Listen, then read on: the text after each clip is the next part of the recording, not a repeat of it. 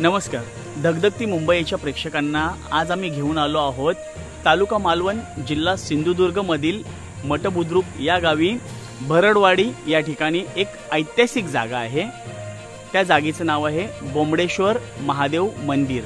तर चला आपण जाऊया सिंधुदुर्ग जिल्ह्यातील तालुका मालवण भरडवाडी गावातील बोमडेश्वर महादेवाच्या मंदिरामध्ये।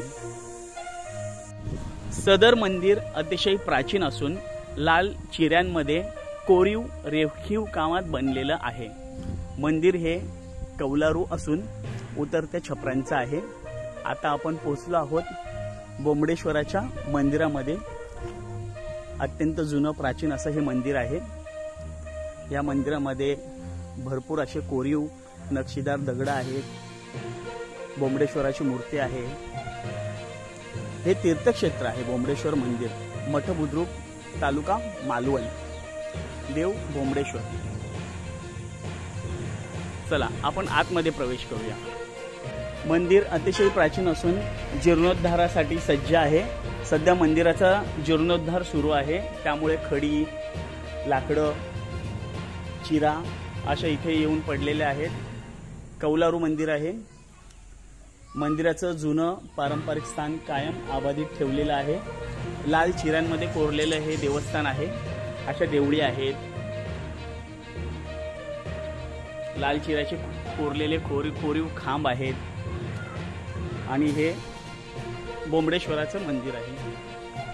या मंदिराचं एक वैशिष्ट्य म्हणजे इथे नैसर्गिकरित्या तयार झालेले 2 कुंड आहेत। हे देखील एक देवस्थानच आहे।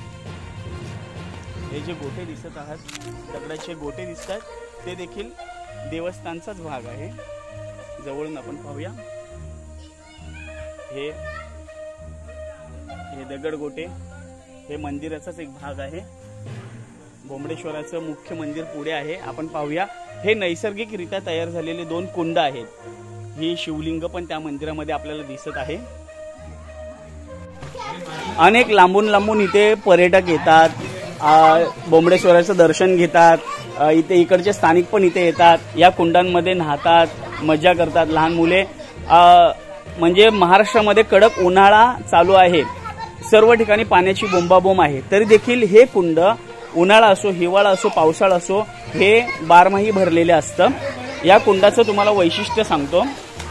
हे जे कुंड आहे, हे बघा, या कुंडामध्ये पण शिवलिंग आहे आणि या कुंडाला जवळ बोललं ना बोमडेश्वर बुडबुडे काढ, तर बघा हे अशी बुडबुडे येतात।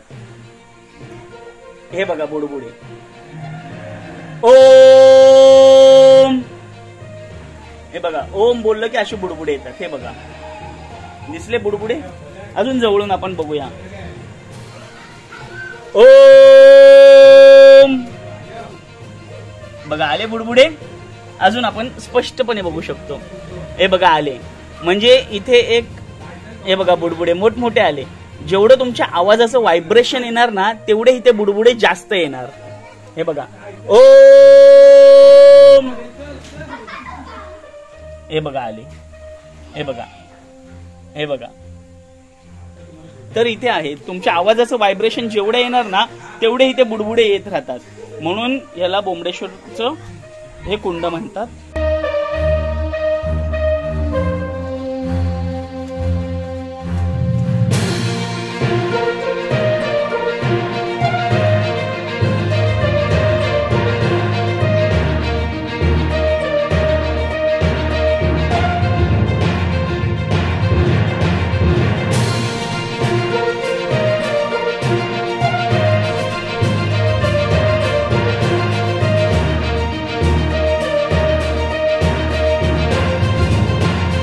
आपण आलेलो आहे देवाच्या मुख्य मंदिराकडे। हे आहे बोमडेश्वराचं मंदिर।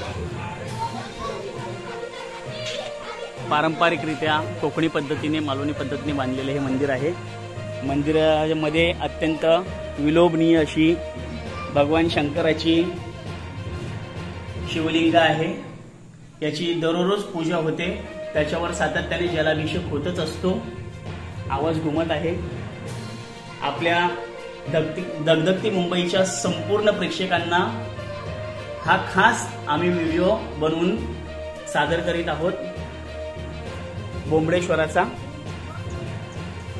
मंदिराचा परिसर बघा। आता आपण जाणार आहोत या कुंडामध्ये। कुंडांचं खास वैशिष्ट्य तुम्हाला सांगणार आहोत। तुम्ही इथे बोमडेश्वरला आला आहात, याच्याबद्दल काय माहिती द्याल? आम्ही दरवर्षी गावी आलो की येतो इथे।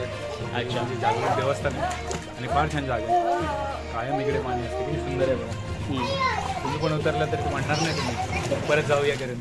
अच्छा, नाही मी पाहतोय की तिथे त्या भागातून लोक पिण्यासाठी पाणी घेऊन जातात आणि इथे या भागाकडे लोक म्हणजे मुलं आंघोळ करतायत, कपडे धुतलात। 2 पार्ट केलेत ना, पिण्यासाठी सेपरेट केलं, पाणी असं वाहत म्हणजे लोक आंघोळ करतात। हां, शांत पाणी वगैरे घेऊन जातात तिथून पण वाहत पाणी पाटात जातं। अच्छा, पुढे हे पाणी तिथून पाटात जातं, शेतीसाठी हेच पाणी वापरलं जातं। अच्छा, छान।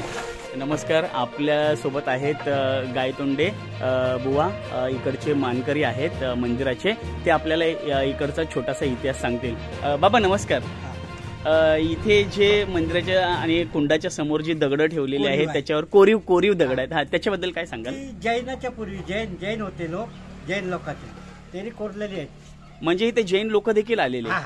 अच्छा, मग हे जे मंदिर आहे ते पाषाण आहे ना, हा, ते जैन आकाराचं पाषाण आहे। अच्छा, हे बोमडेश्वर म्हणजे शंकराचं मंदिर। अच्छा, आणि इथे आवाज दिल्यानंतर बुडबुडे येतात? हा, ते बुडबुडे येतात। हा, वर्षाचे 12 महिने, महिन्याचे 30 दिवस कधी आटत नाही? नाही, हा तलाव कधी तुम्ही तरी आटलेला पाहिलं नाही? अच्छा, कमी नाही। आणि हे पाणी पिण्याला देखील वापरतात आणि पलीकडचा कपडे धुण्याला, आणि आजूबाजूच्या परिसरामध्ये नंतर हा झरा वाहत जातो का? अच्छा, आपण याच गावचे? अच्छा, साधारण आपण किती वर्ष झाले इथे मंदिराची सेवा करताय? हे आता आमची ह्या गावात 7 पिढी। 7वी पिढी? अरे वा। हा, आमची पूर्वी खोती होती। अच्छा, खोती होती माहिती आहे तुम्हाला? हो, खोत। हा, म्हणजे संबंध गाव। नंतर ते आपलं भारत स्वतंत्र झालं आणि ते कुळ कायदा आला, त्यावेळी जमिनी ते कुळांकडे गेल्या। अच्छा, पूर्वी ब्रिटिश टाळ। अच्छा, म्हणजे मंदिराचा इतिहास फारच पुरातन आहे। आता मंदिराचा जीर्णोद्धार होत आहे का? अच्छा, आम्ही आपली ही मुलाखत खास करून आमच्या मुंबईच्या दगदगती मुंबई ह्या न्यूज चॅनल कडून घेत आहोत आणि संपूर्ण महाराष्ट्रामध्ये या मंदिराची ख्याती आता पोहोचली जाणार। आणि त्याला सडळ हस्ते काहीतरी मदत करा। हो, शासनापर्यंत ही बाब तुमची नक्की पोहोचवली जाणार। धन्यवाद।